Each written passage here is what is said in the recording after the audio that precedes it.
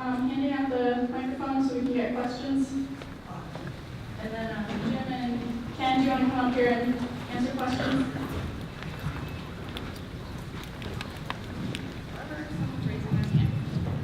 Anybody want to ask a question? Okay. Sorry. Ladies first. At the beginning, you spoke of the capture. I'm terribly naive. 50 whales captured in 1976. I don't understand. Captured for what? By 1976, there were over 50 whales, southern resident killer whales, taken from this population by captors to sell to marine parks. That's where you go to SeaWorld and Miami Seaquarium. They keep capturing over and over. Well, yeah, they started in the mid-60s, and then they would catch the same pods repeatedly and take out the babies. So basically, it was a situation similar to what I'm describing now, where the babies don't survive. But at that time, they went to show business. And we know that about 50 were removed. So there were probably 120 whales when the captures began. There were 70 when we began to study. And they increased to about 100, and then they started going down, but we were having this salmon decline at the same time, and so the carrying capacity was reduced. They couldn't have as many whales around anymore.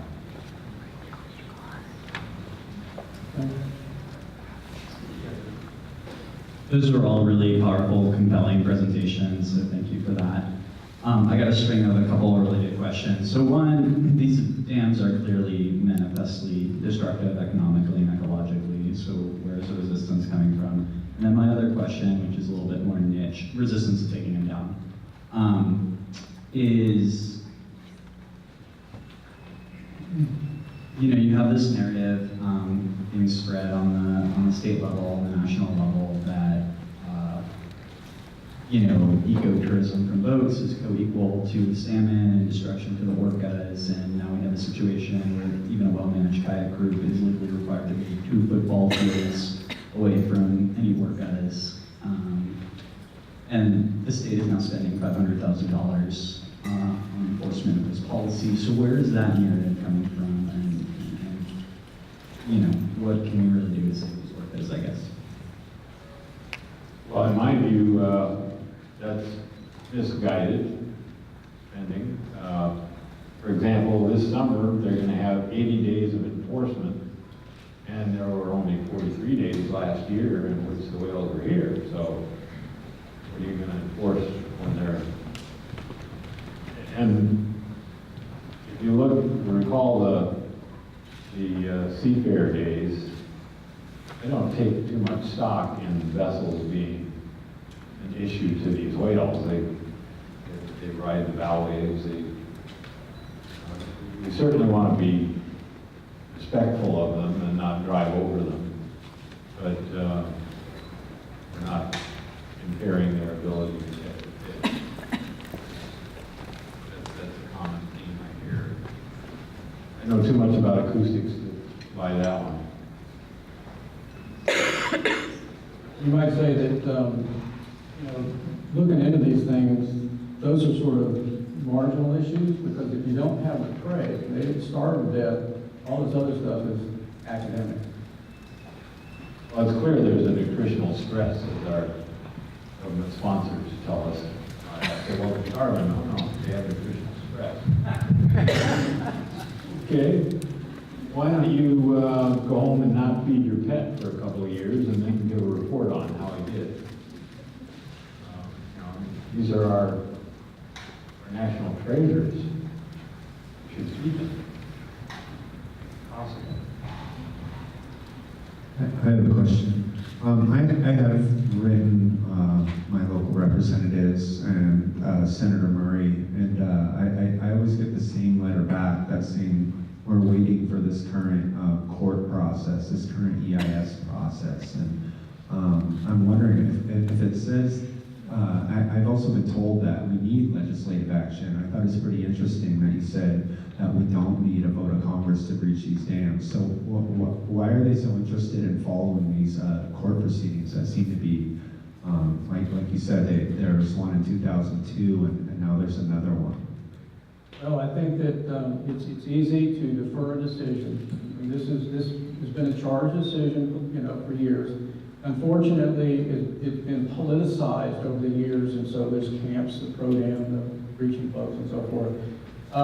And that has sort of just dominated the narrative. And so, politicians, the government, this is a way to kick the can down the road. The other thing is that it's a convenient excuse to say, well, we're going to let Judge Simon be the stuckee here. He's holding the bag.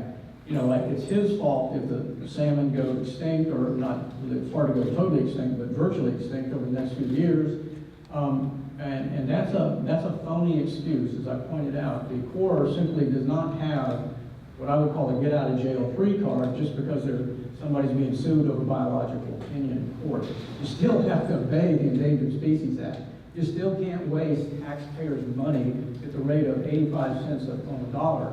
And Bonneville can't keep charging us for increasing rates when in fact there's cheaper sources of power available, but they're just not going to give it to us because they're trying to protect the hydro system. So it's all that junk.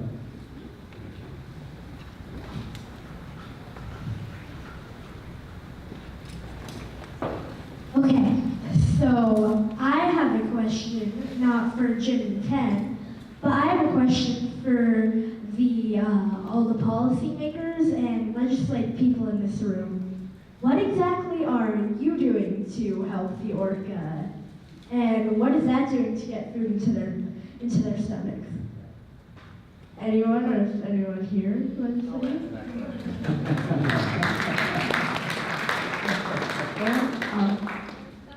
I tried.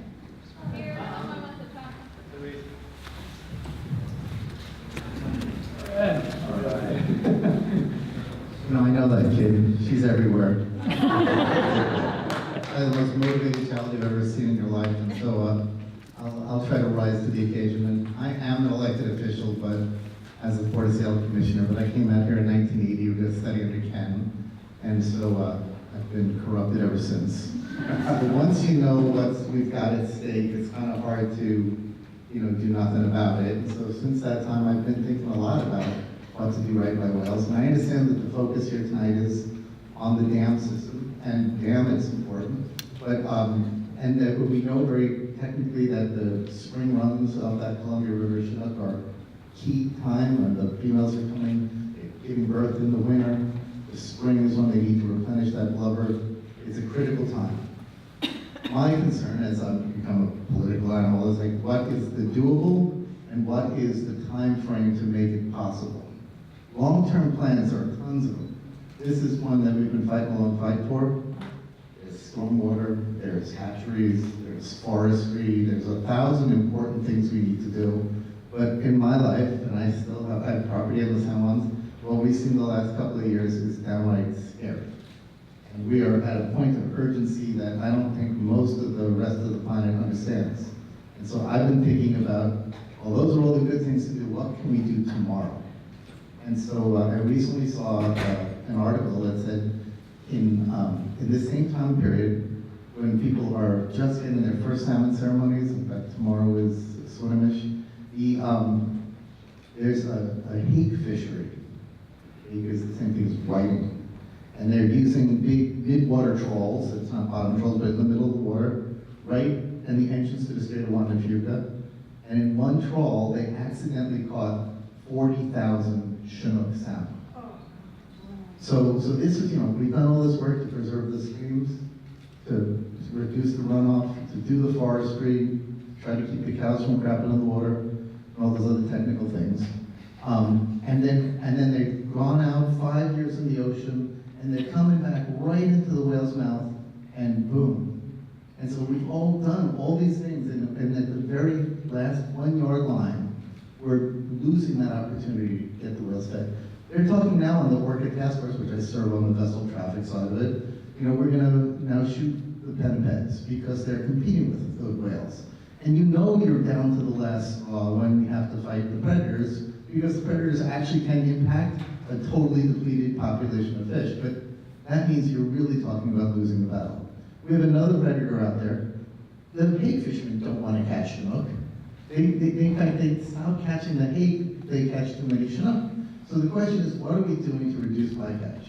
When we cared about turtles, we created turtle excluder devices. When we cared about dolphins, we had dolphin safe tuna. We figured a way out to do this.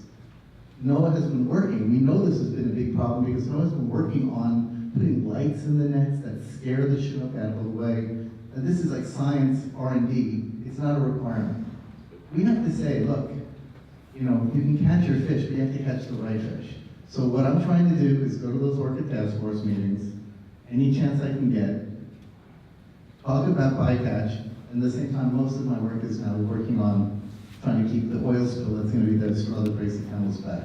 Last thing, as a port commissioner, I go to the Public Ports Association meetings, and I got to tell you, I was just at the last one in Vancouver, and you know, I've seen Jim's talk, and I love the fact this guy's got the persistence and the history to prove it. You would think there's nothing else in the Public Ports agenda than preserving those dams. I mean, there's like 50 different organizations, that's all they care about. Now, the ports, we have 70 ports around the state. We have a lot of different needs. But you would think this is the only thing they care about. So I just see, I mean, I fight battles, 20-year battles. I mean, I don't give up easy, and I don't want any of these guys to give up or any of you to give up. But I'm talking about a time frame that we don't have the luxury to think about other than, you know, really this season. So that's what I've been doing. Thanks.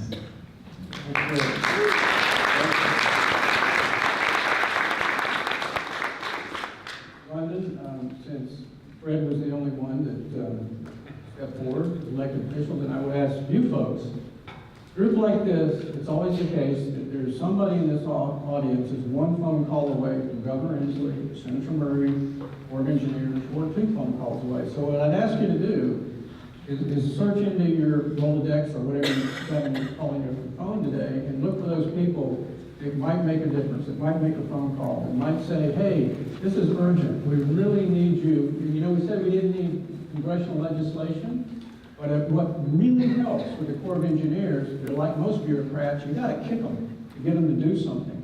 And that's what Senator Murray can do, that's what Governor Inslee can do, is say, what are you doing to our state? We got dams that are wasting power and our ratepayer money, and they're killing Chinook that salmon need, and are collapsing the economy of eastern Washington. Well, let's put it this way, it's never risen to the level that it was supposed to because of these dams. And you can put 3,000 or 4,000 jobs back in eastern Washington when you take these dams out. So I would ask you to think about that, and if you have a connection and you'd like me to, or Ken, to come in and talk to him or something, we'd be glad to do that. Yeah.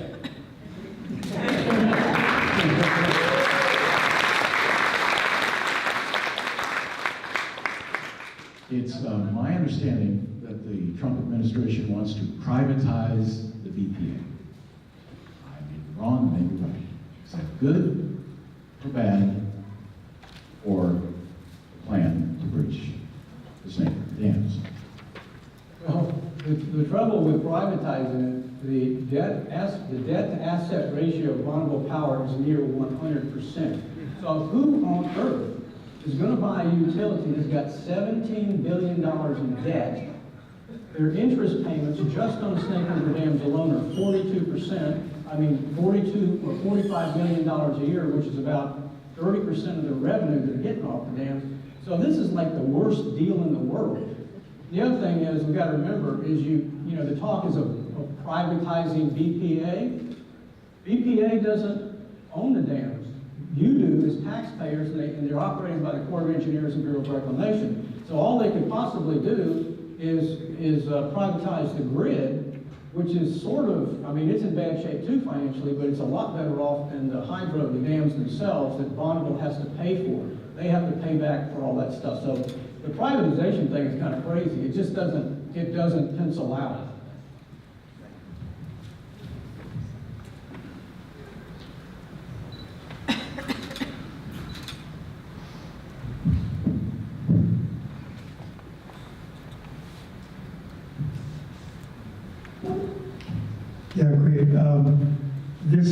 a slightly different area. It's still in Washington State, but it seems to me that the Elwha project and the breaching of those dams could be a blueprint for taking these dams down off the Snake River.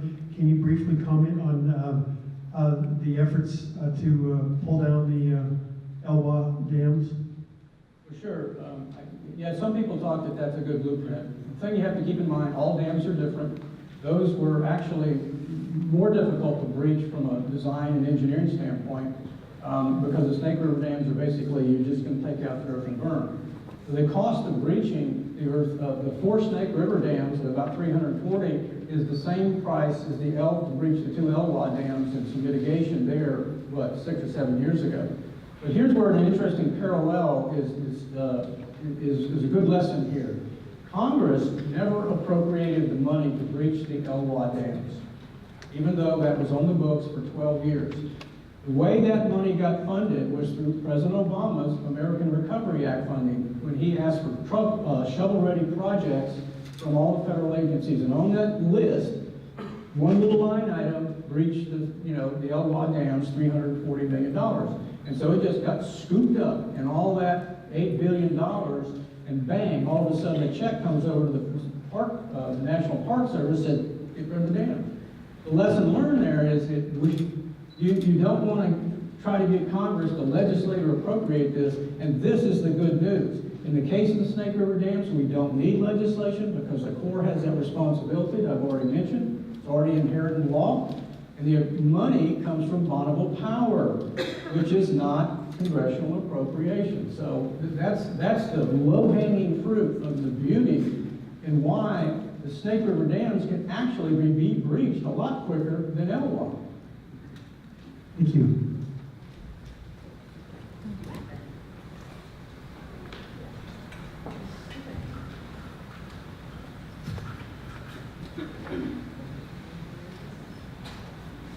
I have a question on the Snake River dams, on the return rate that we can expect to see if we were to breach them. How many salmon could possibly expect to see for each dam that comes down? Yeah, the question was how many salmon you get back if you start breaching a dam. Well, here's a couple of figures. Right now, between wild and hatchery fish, about 20 million little smolts are dumped into the Snake River each year. Okay? When you look at the mortality of around 8 or 9% or 10% per dam, and you do the math, what you realize is if you breach one Snake River dam, you prevent the death of about 2 million smolts. Now, half those are going to die going through the other dams, but another million will make it out to the ocean and grow up, not all of them, but 18 months later, you'll have orca-sized Chinook. And this is why breaching is so far quicker and superior and cheaper than any of these other alternatives the state is talking about, or NOAA, the Corps of Engineers, of bondable power. It brings them back. So each dam, you get probably another million fish out in the ocean. So 2 dams in 2018, you get 2 or 3 million fish out in the ocean.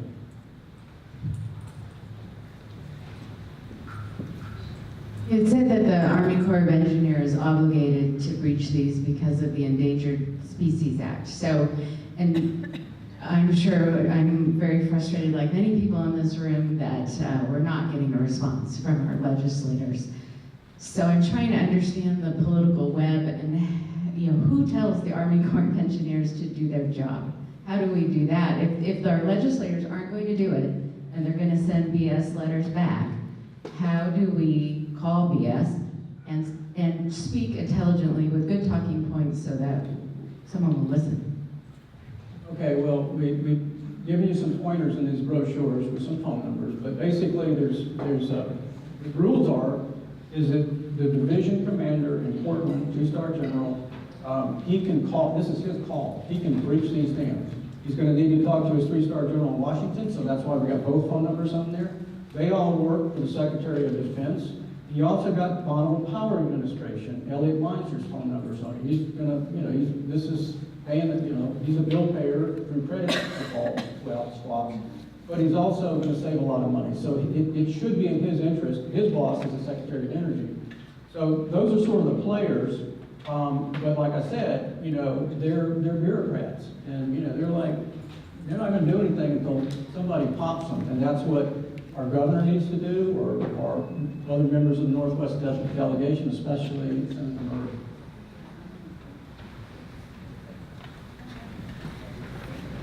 One more over here. Sorry. Oh, yeah, we'll be ready. Yeah, we're here. If anybody wants to talk further. Please have one more. Hi, sorry. My question's for Ken. For someone who's wanting to get into whale research in the future, what would your best advice be? Sorry. Can you repeat it? Too old to hear it. Sorry, there we go. For someone wanting to get into whale research in the future, what would your best advice be? Well, I think, With fast. yeah, do it soon. But there's chances, of course, around. I think the Orca network and the volunteer sighting system that's all around, I mean, you start by developing that passion and, you know, interest in the information gain, and then come up to Friday Harbor. Try and, you know, they're naturalists on all the whale watching boats that are very experienced and knowledgeable, and that's an occupation that you could do for a while. And in the research itself, I'm open to be able to set up something that goes on for 100 more years. We're going to need more people growing up into the occupation.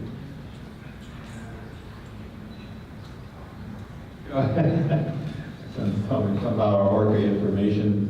Yeah, we're opening a front door up in Friday Harbor where, you know, for many years we've just operated out of the basement of my house. And you know, people come down the driveway and we show them around and everything. But I decided we needed a front door in town in Friday Harbor for people who are waiting for the ferry to come in the door and get free information about whales, to you know, learn what we've presented here today. We'll have videos of this in our office center, and encourage membership in the Center for Whale Research. And how are we going to work with Damn Sense here? We're just, you're not at present a membership organization, right? DamnSense.org is basically a website. We've never been an organization. We're just a bunch of volunteers and some current and former, like myself, government employees that are just doing this basically pro bono until recently. We'll probably stay that way for a while because the independent nature that presents. But that could change. Well, basically, I've been just coming at this from what I think of the whale's point of view is food. They have to eat, and basically calculated how much food they need, and we've set out to find it. And to me, restoration of a wild population of salmon into numbers in the millions is the best bang for the buck, especially if you save money at the same time by not overpaying your rates and selling your electricity cheaper than it costs to make it and so on. It seems to me to make economic sense that not everybody's a whale lover like all of us, but we all ought to pay attention to the economics. To me, it's a natural thing. Ken, I don't need a microphone, but I want to help out this young lady who's interested in whales. Yeah. Just for clarity, if she got in touch with you after this meeting, you walked up to the stage, you had heard her talk, and you'd probably give her a personal invite to come up and talk to you directly up there? Oh, yeah, certainly. I mean, that's why we got the front door, is that not everybody knows where the driveway is. And you know, it's wearing a rut in the hillside. But come to the front door and we'll explore all the opportunities. She can, right? Provide as much information as we have. Well, I know, you know, several of the whale watch companies have asked me if I know of any to be a naturalist. Boy. But if you want to talk to me, you still got to come to my house and sit in my attic. We're gonna have an office too someday. Saw a hand go up here, but it went back down. We've got an ecotourism company right here in Thurston County. We're looking for a good naturalist. There you go. Or go back, wearing sunglasses on his hat. Yeah, I mean, whales are wonderful, and, you know, telling other people about them is one of the favorite things to do. Thank you all.